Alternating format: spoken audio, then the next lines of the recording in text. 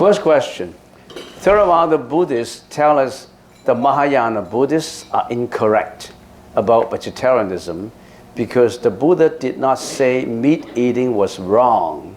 How do Mahayana Buddhists respond to this? Let's examine the first part of the question. Theravada Buddhists tell us the Mahayana Buddhists are incorrect.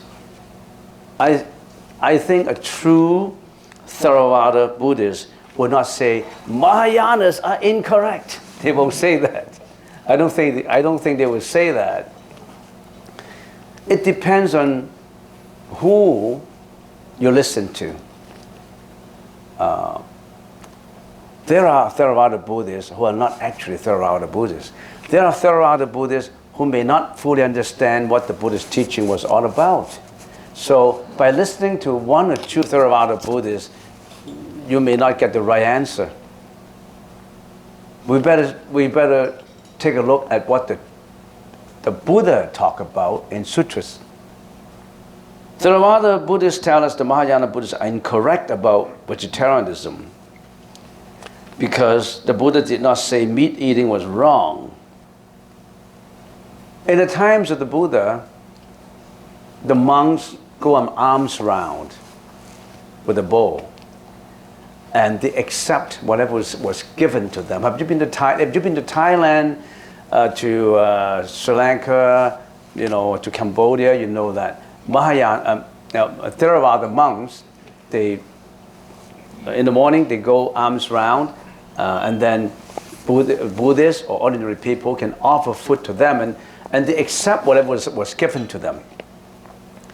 They won't put a chicken into the bowl and say, kill it for food. They won't do that. They already have cooked those food and then put the food in the bowl. And being ordinary people, they may not be vegetarian, so they just put whatever they cook into the bowl. Sometimes fish, sometimes chicken, sometimes vegetables. And the monks just accept them. The monks won't say that, this is meat, I despise, you killing meat. This is meat, I don't eat. They just eat whatever was given. Why do they do that? Because monks don't cook in those days. They want to save time for meditation. They want to save time for learning. So they don't go about buying food, lighting up the fire to burn it, and they don't go through the rigmarole of cooking and cleaning and buying food. They spend all their time in meditation. So they have full time in the meditation. So they accept whatever is given to them. If you give them fruits, they just eat fruits. If you have nothing else but fish, they just eat fish. But they never advocated killing, because those fish already been killed. And after they've been killed, whatever the household didn't eat or put it aside, they offer to the monks just accept them. So they have a humble personality of accepting what was given to them. Just enough to have nourishment so that they can keep their body in health, good health, so that they can practice. But they did not kill animals. They did not kill animals for food, because one of the most important vinaya, the precept in being a Buddhist, not even say the monk, is abstain from killing. So how would the monks advocate killing animals? So the Buddha did not say that meat eating was wrong, because they accept whatever is given to them instead of the household people wasting food. So we never waste any food. They just accept it so that they can save more time for practicing. And also asking for food to be given to them so that they can practice is a way to maintain their humbleness in life attitude. Humans always have the defect of being arrogant. They always think that I'm better than you. Egoistic. I'm better than you. I'm in control. I can do this, you can't. They always have a discrimination on people. So if you're being humble, that you accept whatever is given to them, your humbleness would nurture the right attitude in your practice. So all these have meaning into it. The Buddha never said that you can kill animal for food. You should abstain from killing. How do Mahayana Buddhists respond to this? When you respond to this, that was what they did many years ago, 2,600 years ago. But when Buddhism was spread to other countries, for example, to China or to Japan, the Chinese monks, the king did not allow monks to beg food. The kings, ancient kings, thought that going around on arms round is begging for food. So the king said, you can be a monk, but you cannot beg for food. You have to cook your own food, plow your own land. So the monks just plow their own land and cook their own food. If they can plow their own land and cook their own food, they would not eat meat. So they don't kill chickens and pigs and cows and sheep. You know, they don't kill animals. They're just being vegetarian because they were allowed to cook. But of course, nothing is perfect. If you have to cook, if you have to look for food, then you have to spend time in cooking and cleaning and all that. So they didn't have. So some of the time that should have been used for meditation have been used for cooking, and both have advantages and disadvantages. You have to weigh the advantages and disadvantages. There's no absolute to say this is right and this is wrong. No, we're not discriminative. We always look at things from both sides, from both angles, not just opinionated in one and ignore the other. So, what did the Mahayana Buddhists respond to this? Just mind your own business. What do you have to be nosy about what other people are doing? I'm a vegetarian. How come you eat meat? I despise you. Just mind your business. Do you have a lot of time in your hands? I remember when I lived in Toronto, and I have couples on my right-hand side of the house. And being a student, sometimes I didn't have time to mow the lawn, and about 3-4 inches, not too serious, but 3-4 inches. And they always come, hey, you haven't mowed your lawn, you know? They always have a lot of time in their hands. They don't have to work, they're retired. They always watch on your house. Did you clean the snow in your driveway before you drive out? I mean, yes, Mom. Yes, Mom, I haven't. I will do it tomorrow. I mean, they have a lot of time, and why do they mind their own business?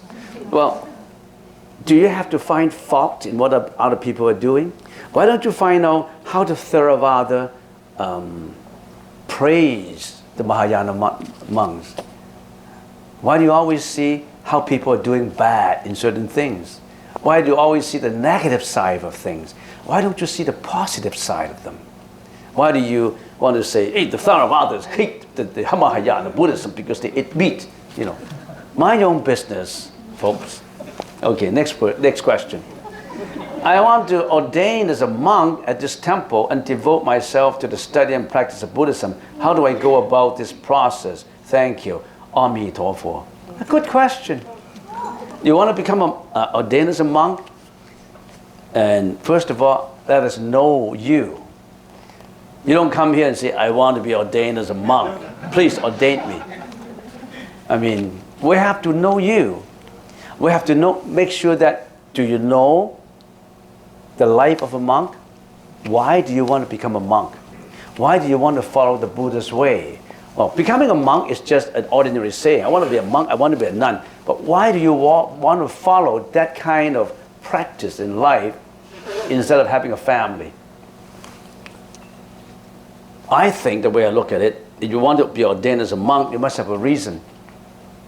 And I found some wisdom in what you are thinking about. Some people, out of 1 million people, maybe 1 or 2 would like to become a monk, really for the sake of salvation, of emancipation from sufferings. Most of the people would just struggle for life.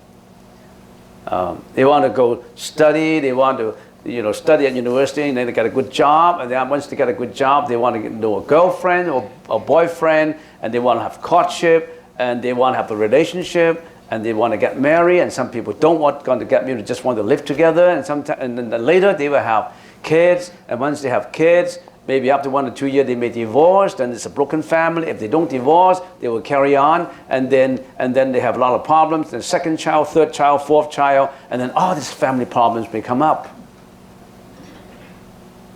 They started with one person. John started with himself. And John had Mary, and they got married after courtship. They fell in love. And there goes the saying, later they divorced after 2 years. And later they found out that love is the graveyard of marriage, or marriage is the graveyard of love. And then they get all entangled together. And I used to have, one of my fellow students became a judge at City Hall in Toronto, judge for ordaining marriages. In other words, when you get married, you have to get the paper for the marriage. You have to go to that judge, and you have to take an oath in front of that judge, and then you give him the paper. And he told me he became so senseless after 5 years. Because some statistics show that maybe after 1 month, they divorce. 1 year, they divorce. And the divorce statistic is more than 50%. So when he told, you follow after me word for word, and then he repeated all these words, and then when he was repeating those words, he started with what? With passion. Here's a couple that I want to wed these couples, and they were in love. And after a while, he became so senseless. You know, life is like that. And I want to ordain as a monk at this temple and devote myself to the study and practice of Buddhism. I think you have the prajna in you that drives you to come here. First of all, come to this temple, learn about the life of a monk, and let us know you, and let you know us, because you say you want to be ordained as a monk at this temple. Why do you pick this temple? There are other temples too. Why do you particularly pick this temple? So if you want to be ordained as a monk in this temple, then we have to know you, and you have to know us. And we have to find out why you become a monk. You know, there are many reasons for a person to become a monk. Many categories of people. In one category, they want to become a monk because they can't get a job. Coming in here, your lunch is paid, you already have the lunch, the breakfast, the dinner, you have a place to stay, and you don't have to work. That's the escapade of pressure of work. So they will just want to get away from work. And some want to get away, a temporary escapade for broken homes. You know, they don't, I had a divorce and I don't like it. They want to escape from something. If you want to become a monk and you're not escaping from anything, you found some philosophy and some wisdom in what the Buddha was teaching, and you want to follow that path. You want to go on that, I always call it spiritual odyssey of life. Then we can talk about it. It's not because you want to escape from something. And we've got to know you more. And if you finally can become a monk, there must be many, many lives accumulation of merits that you become a monk.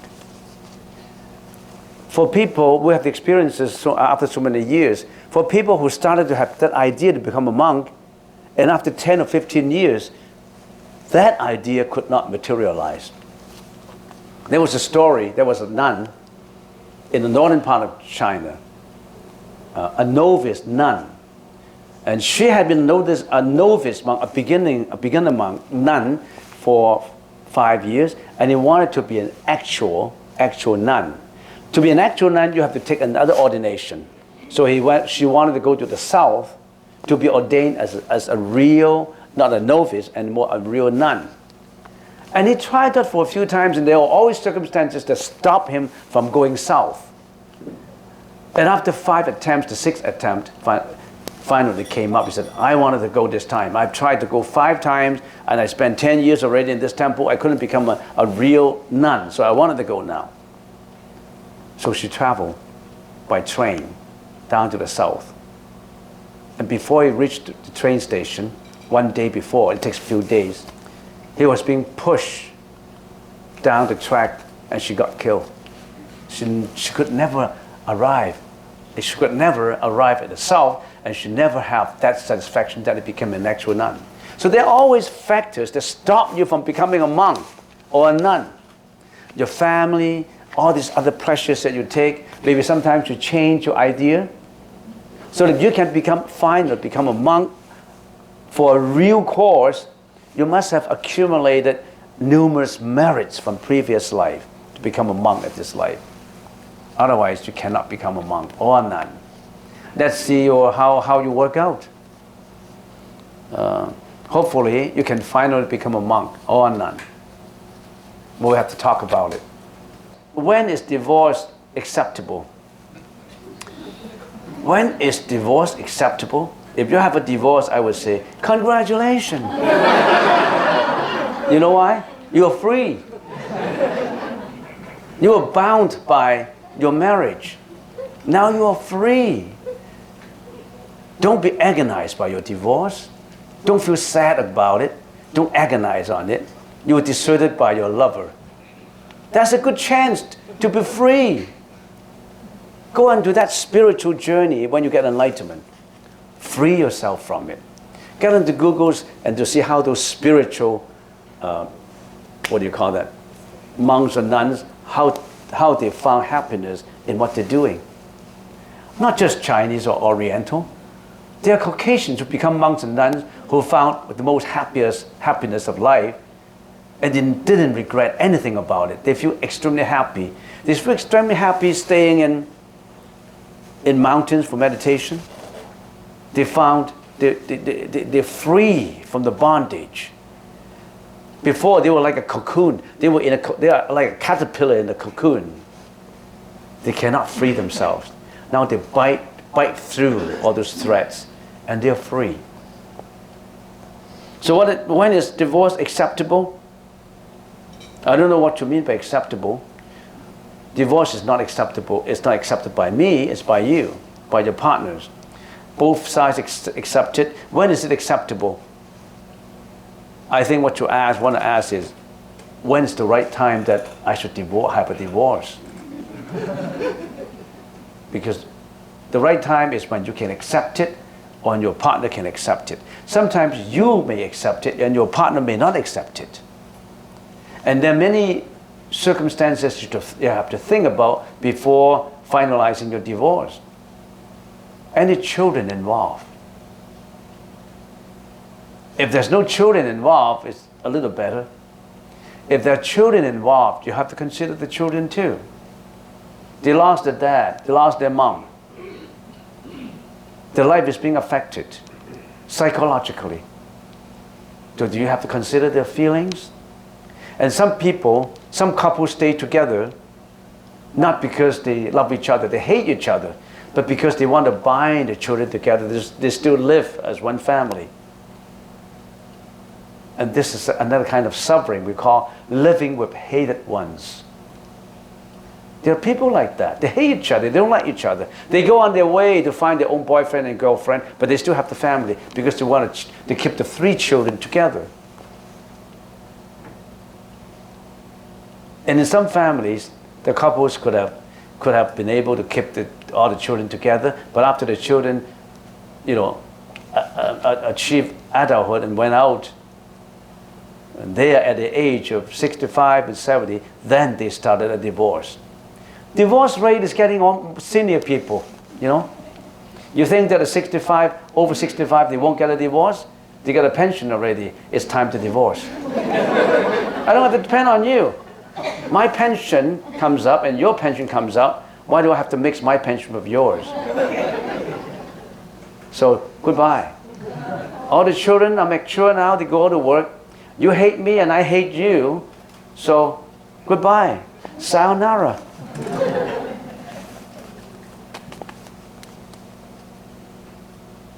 The Buddha said, come to my door, look inside the treasures of the spiritual side of life. Get into enlightenment. Get away from all these emotions. Next question.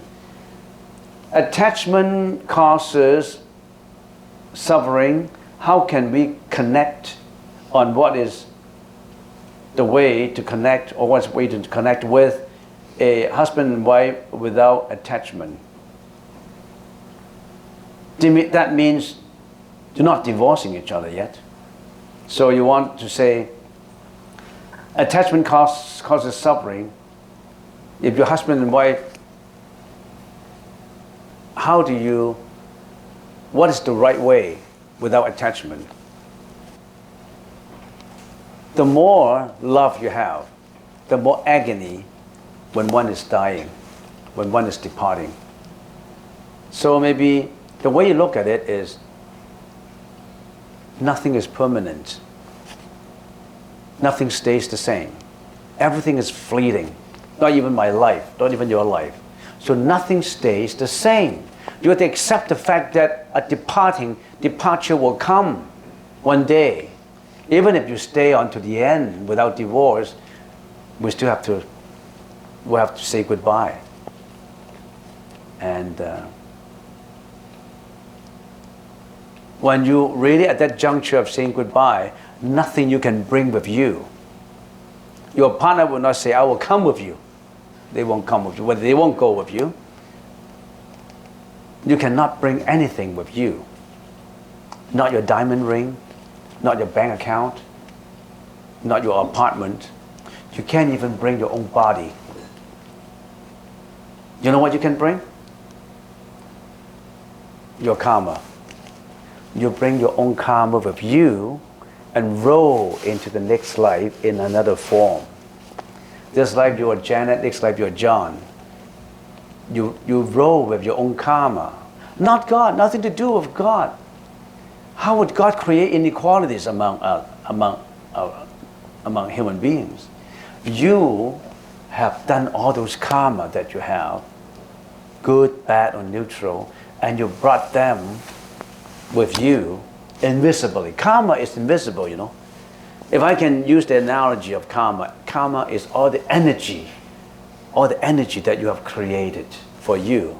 The bad energy, the good energy, and the neutral energy. If you created nothing but bad energy, you know what that bad energy will bring you to? Hell. If you created energy bad enough, but not as bad as going down to hell, the bad energy will carry with you into what? The animal realm. You reincarnate as animal realm, or ghost realm, or human's realm. You are responsible for what you have done. Very logical. You created your own destiny, not God. Don't say God created my destiny. God give this to me, God give that to me. No. You created your own world. You and nobody else. You can change your own destiny, not God. You can change it today. If you have the energy left, if you're still young, even if you are old, you can start to change yourself. Change your attitude of life. Gear yourself towards the spiritual side of life. Practice what the Buddhist teaching is all about, and get out from samsara of life and death and reincarnation. Never too late. Of course, you should have started when you are young, but it's never too late to mend. So, without attachment, how do we get away from this attachment? Always think about impermanence. Nothing stays the same. It will change. Your body changes every 7 days without you noticing it. I was told that the whole of your body cells change in 7 years. So if you suffer from a sickness, and if you recover, and if you can sustain 7 years without relapse, maybe you're okay because your body cells change already. What is the final journey for our soul? If you are not enlightened, there's no final journey. You're in the loop. There's no final. You're always, all the 6 paths of reincarnation, you're always in life and death in samsara. The final journey, you have no final journey. Poor. We're all poor beings. We have no final journey. We're always on the road like a gypsy. We never find a place that we can call home. You're always on the road because you're always in life and death and samsara. You're always in reincarnation because we're enlightened. Once we get to the enlightenment, Buddha said, nirvana, we're out from the loop. We arrive at a point that is eternity. No more traveling. Are you not tired of traveling? It's good sometimes to go for a trip of traveling. But once you travel for too long, you like to go home. You like securities. Because you don't want to travel all the time. When can you stop the traveling?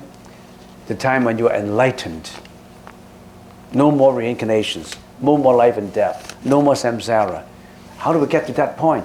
You have to learn what the Buddha was talking about. Not just one lunch and you know everything about Buddhism. It took me 45 years. You mean you can learn at just one sitting of a lunch? There's still a lot of questions in your mind. But fortunately, we always have the internet that we can get to. But make sure that you don't get into the wrong internet. There's a lot of information on the Indian internet. There's a lot of lectures on YouTube that you can listen to. Try to Google into it instead of getting to something that you're attached to, entertainment, singings, magic, variety shows, and instead of getting into that, try to get into something spiritual and learn more about life. Why do you have to spend all your time and stay until 3 o'clock playing computer games and in YouTube and all that? Spend your time in getting to explore the wisdom of life. What is spirituality? At least one semester. Spirituality. It's a religion 101. So how can I explain spirituality in 5 minutes? So take a course in at UBC, Religion 100, about spirituality. Dear Venerable, are you planning to ordain any more monks or nuns in the future? I'm interested in becoming ordained. Yeah, I'm interested. But first of all, we get to know each other. I hope to build up a community of Sangha in here, where we actually build up a learning atmosphere in here, in North America. We try to build a school for Buddhism, an academy for Buddhism. But we need support. We need people to build it up. We plan to ordain more monks and nuns. Well, right now we have 10. I want to have 30 or 40, but I'm very choosy. I want to choose the right person because I don't want to get into trouble. Because if you don't choose the right person, he always his idea of becoming a monk or a nun is to escape from something. No, that's not the way to go. You want to achieve something, not escape from something. Next question. How can someone feel caring for a dog, a cat, a bunny rabbit, and yet feast on dead cows, pig, or chicken? Yeah, that's a contradiction, a conflict in ideas. You love your dog, your cat, but you want, in some farms, the farmer loves the cat, the dog, or maybe even the horse, but they kill the cow, kill the lamb, the sheep for fresh. I mean, that's not right. How can someone? Yeah, that's a conflict in thinking. As you mentioned, vegetables on Bowen Island, I have a suggestion. Is it possible to grow vegetable there in wooden boxes? Just a suggestion. Thank you for the very insightful lecture. Yeah, you want to say in Bowen Island, you want to grow vegetables? Yeah, you should know some of the special feature on Bowen Island. Bowen Island is about 500 households and 6,000 deers. The deers love vegetables.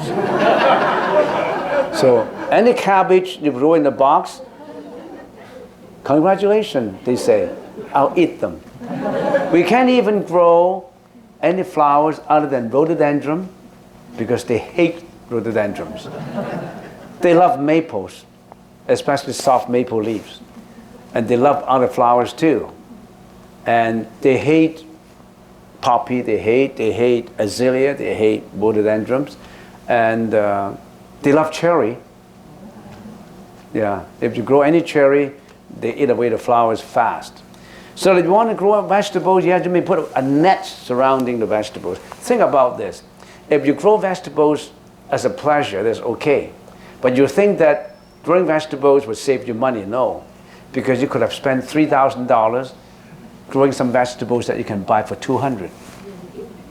So you're spending $3,000 to build a box, put in all the work, you know, not counting the labor you put in. And if you buy organic from Whole Food, just $200. And you spend your whole summer caring for that. So you think about that. Did you study economics? So you have to weigh the difference. When can I come here for group meditation? Anytime on Saturday morning. Come on Saturday morning, you can come for group meditation. Learn something more about meditation. It's good for you. Imagine what would you have done this morning had you not coming in here? You slept in for another 1 hour, 2 hours, and then you go to McDonald's or White Spot. That's how you spend your morning. But if you come here, you listen to a lecture of spirituality without taking the course Religion 100, and you know more about Buddhism. You mix with people that have, I think, more or less better energy than some of the people outside. At least people here have the energy of education. They want to know more. They want to get more information about the spiritual side of life. They want to get more information about how to resolve emotions, how to help my relatives and friends who suffer from depression. If I learn how to deal with my problems, I can help to deal with theirs. So you're always like being a savior, you are very compassionate in helping yourself and helping others. Coming in here to learn the lesson of how to overcome mental affliction is better than going to a party, you know, and spending your time on a hamburger or sleeping for another 1 hour or 2 hours. So usually on Friday night, you're sleeping on your bed, get your iPad and you start to watch, you know, I don't know what you're watching. You should know. And then until 3 o'clock, 4 o'clock, and you're so tired, you put it away and you sleep until 11.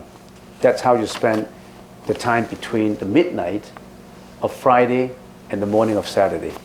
Is that the right way to do? What have you learned from watching all those that you have been watching?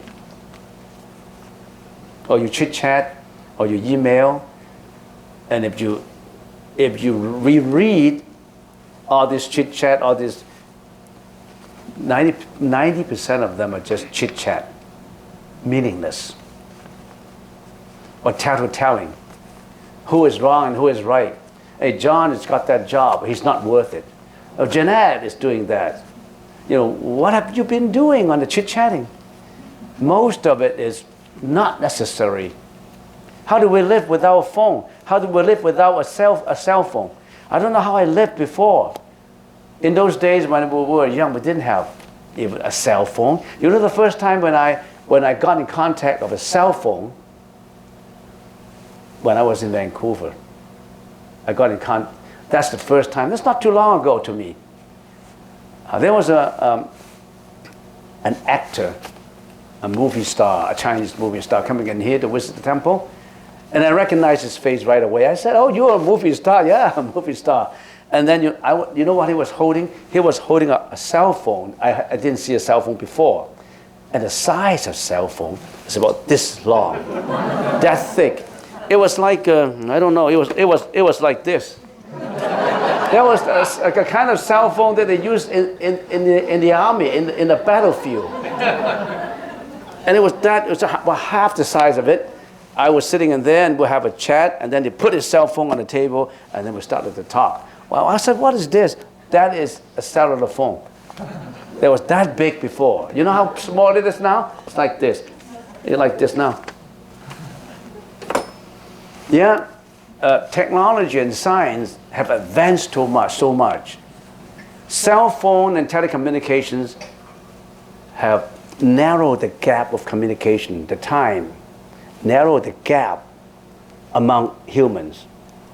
But it seems that the gap among humans is further and further apart, like in the family.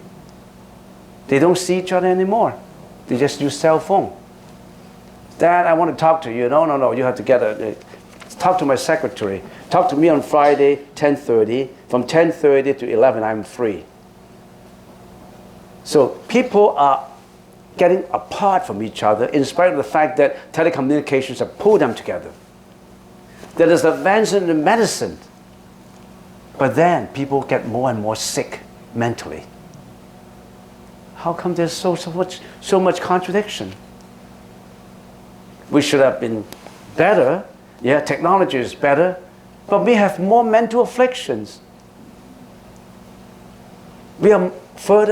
Family members are further and further apart from each other, in spite of the fact that they always can use a cell phone. Advancement in medicine, but we have more and more variety of diseases and sickness. What happened? Last question. According to Buddhism, what is the purpose of human life and what is the final goal of the soul? That's Buddhism 300. I can't do it in 5 minutes. The purpose of human life and what is the final goal of the soul? The way I look at it, as my final comment, what's the purpose of Buddhism? The purpose of Buddhism. Why do we have to study Buddhism? Why do we have to know the practice of Buddhism? We have to examine the purpose of Buddhism from 3 time perspective. What kind of time dimensions we have? The present, the past, and the future, right? We're living in a time dimensions of 3 dimensions. The past, the present, and the future. How does it benefit me for the present moment if I learn Buddhism? It helps me to resolve emotional problems. It helps me to lead a happier life. It helps me to improve my relationship with my family members, with society, with the place where I work. It helps me to build my confidence. It helps me to understand life better. That's the present perspective. And how about the past? The past is historical. Buddhism has taught me to let go of the agony of the past, to let go of the merriment of the past, and live at the present moment. There are people who always brought the past agonies onto the present table and ponder on it and cry and laugh and become very emotional with something that's happened already. You can't change the past, can you? But how come you agonize on the past? You always brought back memories of inequalities, ponder on it and cry on it and hate it. You have to learn to let go of the past. And how about the future? Future hasn't come, you don't have to worry about it. Why do you want to worry about future? You worry about dying, you worry about family members dying, you have all kinds of worries. Buddhism will teach you how to stop worrying and start living. There's a book like that. Stop worrying and start living at the present moment. Don't agonize and bring back past memories and attach to them. Are this enough for you? It's enough. That's enough for me too. All right.